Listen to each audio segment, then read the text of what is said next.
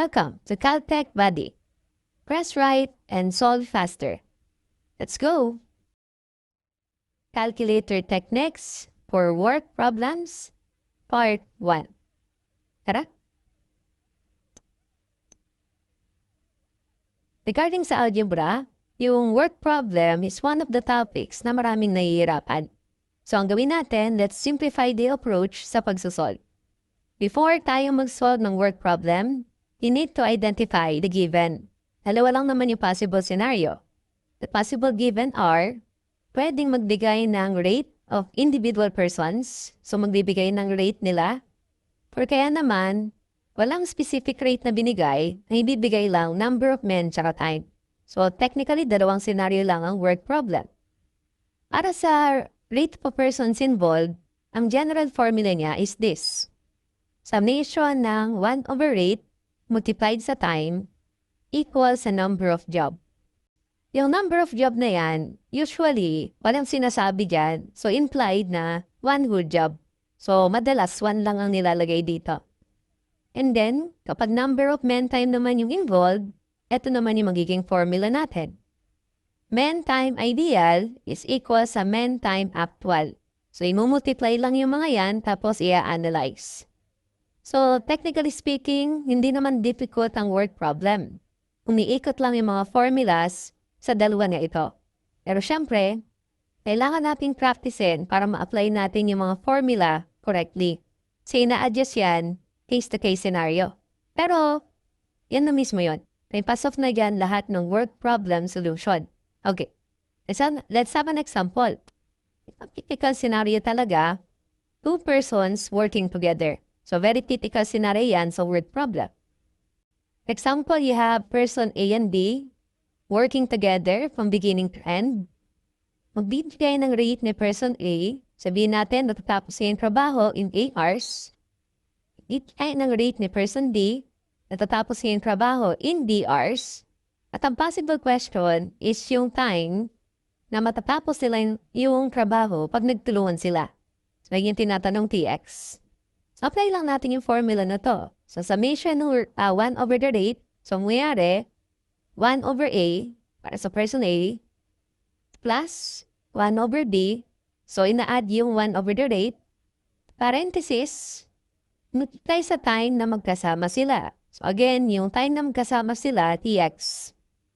Hanggang matapos ang number of job, usually 1. So, if not stated, 1 whole job. Yun na yung formula. So, madali siya tanaan or gamitin. So, 1/A plus 1/D, magkasama sila. Quantity times TX equals what? Now, kung dalawang tao nang involved, pwede nyo gamitin yung shortcut na to.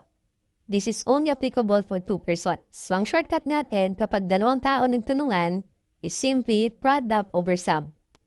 So, AD all over A plus B. So, yun yung shortcut ng time together para matapos yung trabaho. Oh, that's it. Yun yung pinaka-solution sa word problem considering there are 2 persons involved. So, an example. A can finish a job in 6 hours. B, the same job in 8 hours. How long will they connect together? Or how long will they working together? So, gano'n daw katagal para matapos yung trabaho if they work together. Okay. So, gamitin natin yung concept natin. So, ang unit work ni A is 1/A plus unit work ni D, 1/B. Nagtulungan sila for TX amount of time para matapos ang 1 whole job. So, yun yung formula. So, substitution na lang yan. So, lumalabas 1/6 plus 1/8. Magkasama sila. So, parenthesis times TX equals 1. So, dali lang siya i-solve sa calculus. So, you have 1/6 plus 1/8. Then, anong yung TX? Alpha X equals what? So, shift solve. Isosolve na yan ni calculator. Alabas, 3.43 hours para matapos nila yung trabaho. If you want to use the shortcut, pwede naman, since dalawang tao nang involved, product over sum. So, try natin kung gumagana. 6 times 8 over 6 plus 8. So, yan yung shortcut pag 2 persons working together. So, you get the same result, of course. 3.42. So, madali lang yung word problem, ha? Kailangan lang practice. Let's drag it. A can finish the job in 10 hours. A and B together finish it in 4 hours. How long can B finish it alone? So, pag si A mag-isa, the rate niya is 10 hours. Pag nagtulungan sila, 4 hours. Ang tinatanong yung individual rate ni B. So, play lang natin yung concept, yung katulad ng ginamit natin kanina. 1 over A plus 1 over B. Pag tutulungan sila times dx equals 1. So, i-apply mo lang talaga yung formula ng paulit-ulit. So, yung A is 10. So, 1 over 10. Yung B, yung individual rate ni B, di ko alam. Kaya 1 over B yan.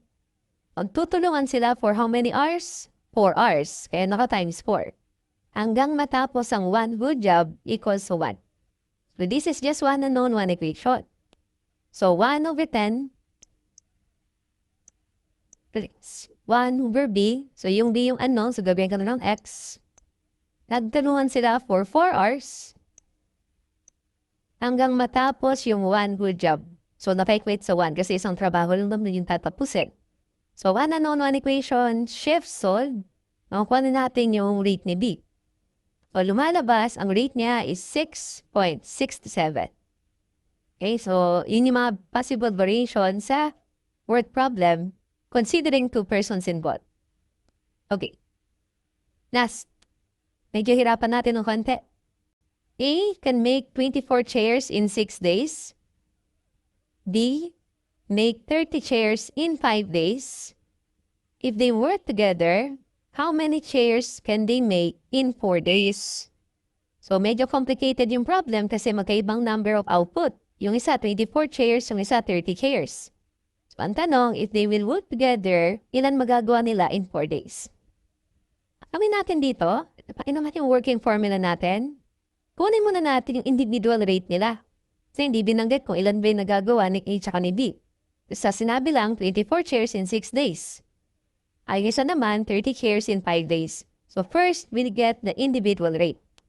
Apply natin yung formula na to. 1 over A, so yung rate ni A, multiply sa time. So time na ginawa niya, 6 days. At yung job na natapos niya, 24 chairs. So maupa na natin yung B.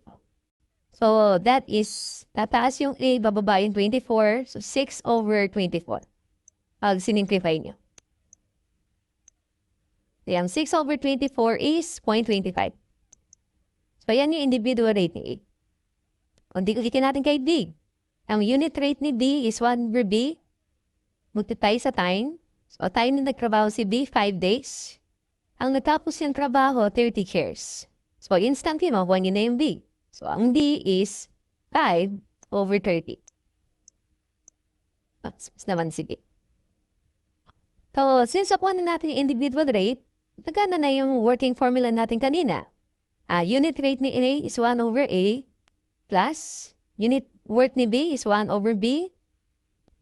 Trabahan yung dalawa for 4 days. So, magkasama silang nagtrabaho for 4 days. Equals sa number of chairs na masosolve nila or magagawa nila. So, ito yung tinatanong, number of chairs na ma-accomplish nila in 4 days. So, tingin na lang sukalti yan. So, 1 over 0.25 plus 1 over 1/6. So, they are working together and they are working together for 4 days. So, pag nagtrabaho sila ng 4 days, ito yung number of chairs na ma-accomplish nila. The number of chairs is 40. So, nagkaroon ng changes sa problem, pero the working principle is the same. So, kailangan lang talaga na practice natin yung working concept at formula natin. So, at moving, marami tayong natutunan today. This is your Caltech buddy. Calculator techniques for work problems, part 2. Tara! So, sa part 1 natin, nag-solve tayo ng word problem given yung individual rate considering meron tayong 2 persons involved. Ngayon, i-level up lang natin. Again, pag mag-solve ng word problem, focus sa given. There are 2 scenarios. Possible given yung rate of each persons or kaya naman number of men sa time. Rate of each persons yung given, ito yung general formula. So again, yung number of job, pag walang binanggit, ilalagay lang natin 1. Sa number of men time naman involved, this is the general formula, gagamitin lang yan correctly. So sa part 3, madidiscuss natin yung number of men sa time. Focus muna tayo sa part 2, yung other scenario given yung rate of persons. Okay? So other scenario tayo. So for example, you have 2 persons working together. You have A and B. And then, magtutulungan sila para matapos yung trabaho for TX amount of time. At yung ginawa natin sa part 1 eh. So, ang unit rate ng A is 1 over A. Si B, 1 over B. Magtutulungan sila, so parenthesis, for TX amount of time para matapos yung 1 whole job. Ito yung formulang ginamit sa part 1. Now, hindi yan all the time positive. Kasi sometimes may mga problem tayo na negative word ginagawa. So, may sign convention din tayo sa word. So, if you're doing a positive word, puro plus yung gagamitin niya dyan. Pero pag negative word naman yung ginagawa ng isa, minus naman yung inagay niyo. So, babasahin yung maigay yung problem. Let's have an example. A5 fills a tank in 8 hours. A leak pipe empties it in 24 hours. How long will it take to fill the tank? So, yung isang pipe nag-fill 8 hours. Yung isa naman nag-empty. So, ibig sabihin, negative word ginagawa nung isang tank. So, ang sign convention nun should be negative. So, same approach pa rin naman tayo. The unit work ng first pipe is 1 over 8. For the second pipe, negative siya kasi nag-empty. So, negative 1 over 24. They are open parehas for TX amount of time. So, tinatanong yung time na mapupuno siya hanggang mapuno yung 1 whole tank. So, again, lagi na-effectuate sa 1 kung 1 job lang naman. So, nagkataon lang, negative working isa kaya minus. So, pwede namang i-shift solve ito, no? Using our calculator. 1 over 8 minus 1 over 24. Magkasama sila for TX amount of time, X, hanggang matapos yung 1 whole job. So, naka-equate sa 1. Shift solve. So, mapupuno natin yan after 12 hours. So, kung naka-off sana yung isang pipe, 8 hours lang puno yan eh. Pero since nag-empty siya, mas tumagal tayo. Naging 12 hours. So, ganyan yung analysis kapag there is a negative work involved. Okay. Level up pa tayo ng konti. How about this scenario? A and B is working together at first, and after some time, a person enter or leave. So again, these are case-to-case scenario problem. So babasahin yung yung tanong. Example, A and B is working together for TX amount of time. After TX, umalis si B, and A finished the work in TY amount of time. So ang tanong, ano yung magiging working formula? So magsimula tayo sa first scenario na A and B working together. So unit work ni A, 1 over A, and B, 1 over B. Magkasama pa sila for TX amount of time. So parenthesis, TX. Pero after TX, aalis daw si B. So, ang matitira na lang na magtatrabaho si A. Kaya, nalagyan natin ito ng plus 1 over A. Kasi siya na lang nagtatrabaho. Siya for TY amount of time. And then, hanggang natapos niya yung 1 whole work. So, again, if not stated, 1 work yung tatapusin. So, yan na yung magiging adjusted formula.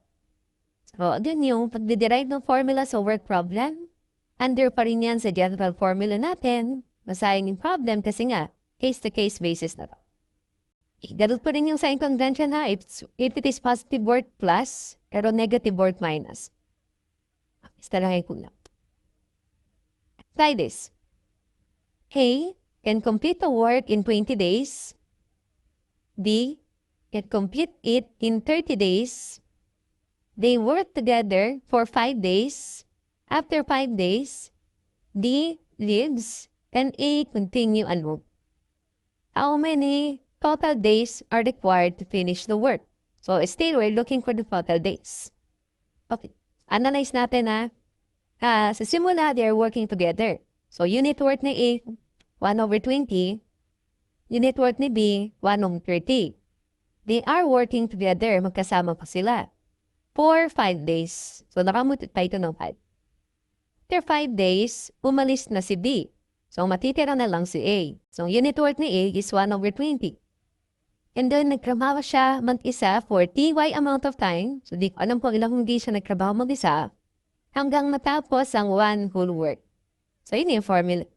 Again, di na yun minimemorize kasi nagbabab na yan depende sa situation. Initin natin sa calcul. 1/20 plus 1/30. Nagtrabaho sila for 5 days times 5. And then, si A na lang natira, so 1/20. Nagtrabaho siya for X amount of time hanggang matapos yung one whole work. So, pa-equate sa 1. Shift, solve, makuha na natin yung time na nagtrabaho si A mag-isa, which is 11.67 days. So, mag-ingat tayo kasi nga, ang tinatanong kasi total time. So, ang total time para matapos yung trabaho is, originally, they work for 5 days plus, pag-isan lang si A ng 11.67 days. So, total time kasi yung tinatanong. So, plus 5 pa tayo. So, ang final answer talaga dyan is 16.67 days. So, ingat lang ha kasi yung iba nagmamadali masyado. Nasa choices pa naman madalas yung 11.67. So, again, ang correct answer dyan, 16.67. Ask them. A can finish a job in 10 days. D can finish the job in 15 days. They work together until half the job is completed. He lives. How many more days A will be needed? So, you have 2 scenarios dito. Okay. So, ganito yung atake natin. So, we're looking for the time ni A to complete the work. And then, bago natin makuha yung time ni A na mag-isa, kunin muna natin yung time na magkasama sila, working together. Apply natin yung concept working together. So, unit worth ni A is 1/10. Ay, di. 1/15. Magkasama sila for TX amount of time. Kung ginawa nila yan, natapos nila half the job. So, specifically, half the job yung natapos. Kaya, naka-equate sa 1 half. So, again, sabi ko nga, hindi naman laging 1. So, in this scenario, kalahati lang ng trabaho. So, we can now get TX. So, we have 1/10 plus 1/15. Nagdadati yung time na magkasama sila, TX amount of time equals sa 1 half. Shift, solve, makuha natin yung TX. So, that's 3. At since alam na natin na 3 days sila nagtrabaho na magkasama, we can now get yung TY. So, 1/10 plus 1/15, nagtrabaho sila for 3 days. After 3 days, umalis na si B. So, si A na lang matitira, 1/10. At nagtrabaho siya for TY amount of time, at yung tinatanong, ano matapos na yung one whole job? So, naka-equate na to sa 1. Edit na lang natin to. So, you have A. And then, si A na lang yung mag-isa, 1/10. Nagtrabaho siya for TY amount of time equals 1. So, shift solve, makuha na natin yung individual time ni A mag-isa. At lalabas doon, nagtrabaho siya ng 5 more days to finish the job. Again, marami ng variation yung work problem, case-to-case scenario na siya. So, yung working formula is the same. So, I'm hoping marami tayong natutunan sa part 2 ng ating discussion sa work problem. So, again, this is Caltech, but calculator techniques for work problems, part 3. Tara? Okay, sa part 3 natin, madidiscuss na natin yung man time. So again, pag magsasolve kasi tayo ng work problem, first we classify the given. There are 2 scenarios. First scenario, magbibigay ng rate ng person, or kaya naman magbibigay ng man time. Sa part 1 at part 2, puro rate of a person tayo, at eto yung working formula na ginagamit natin doon. So na-discuss natin lahat ng possible variation. This time, magpo-focus tayo sa man time. Ganito lang yung working formula niya. Man time ideal is equivalent sa summation of man time actual. So, this is just multiplication. Kailangan nyo lang talaga intindihin yung given scenario. So, again, man time. Example. 24 men can complete a project in 15 days. How many men are needed to finish the same project in 10 days? So again, man tsaka time lang involved. So this is the working formula. So hanapin natin yung ideal scenario. Ang ideal scenario is, magtatrabaho yung 24 men for 15 days. So 24 multiplies to 15. That's the ideal scenario. Actual scenario is, merong number of men na magtatrabaho at magtatrabaho nun sila for 10 days. Natin tinatanong yung number of men na magtatrabaho in 10 days. So, basically, this is just one and one equation. So, magdali lang yung case na ganito. So, 24 times 15 is the same sa x times 10. Mag-shift solve, makukuha na natin yung number of men. So, lumalabas, you need 36 men para matapos yung same job if you want them to work only for 10 days. So, tatapusin from now yun. Book nila tututunan. Now, i-level up lang natin ng konti. This scenario. 15 men will work for 8 hours daily, complete the job in 24 days. How many men are required if they work only 6 hours daily and gusto nilang matapos yung trabaho in 16 days? So, again, this is under man-time condition. So, ganun pa rin yung formula natin. Man-time ideal is equivalent sa summation ng man-time actual. Okay, so again, let's start with the ideal scenario. Regarding sa time, since meron tayong days and hours, i-multiply lang natin. So, don't be intimidated kasi merong days and hours. Multiplier lang. Ideal scenario, we have 15 men na magtatrabaho. Trabaho sila for 8 hours and 24 days. So, magtatrabaho sila 24 days and cada day, that's. So, 84 days, each day, 8 hours. Actual scenario is, unknown yung number of men, magtatrabaho sila for 16 days and each day 6 hours. So that's the actual scenario. In the end, this will become one unknown, one equation. I-shift solve lang natin. So 15, 24 times 8 is the same sa its number of men. 16 times 6. Ang case na to, no, man time. One unknown, one equation, shift solve. Makukuha na natin yung number of men. In this case, 30 men yung needed. Okay, last. Nagkahirapan natin ng konti. 36 men can finish a project in 25 days. After 10 days, 12 men leave. How many more days are needed? So, in this scenario, may umalis na number of men, ha? Okay, so the general formula is the same. Man time ideal is equal sa summation of man time actual. Ang ideal scenario natin, 36 men magtatrabaho in 25 days. So that's the ideal scenario. Ang mangyari, 10 days lang nagtrabaho yung 36 men. So initially, 36 men magtatrabaho ng 10 days. At so after 10 days, 12 men daw yung aalis. So, babawasan natin ng 12 yung original na 36. And then, remaining na yan, magtatrabaho pa for X number of days. So, ito yung tinatanong. Number of days na kailangan para matapos yung trabaho.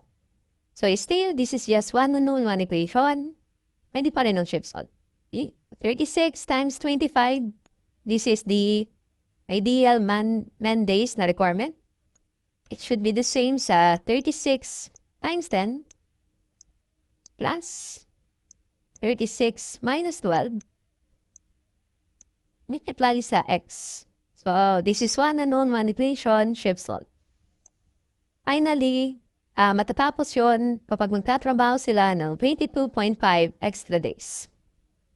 So, I'm hoping marami tayong natutunan regarding sa pagsasolve ng work problems. We have 3 parts of discussion para maraming different scenarios, maraming sample problem. And balikan nyo na lang yung part 1, part 2 kung kailangan nyo yung individual rate na involved. Okay? So, I'm hoping marami tayong natutunan. Again, this is your Caltech buddy.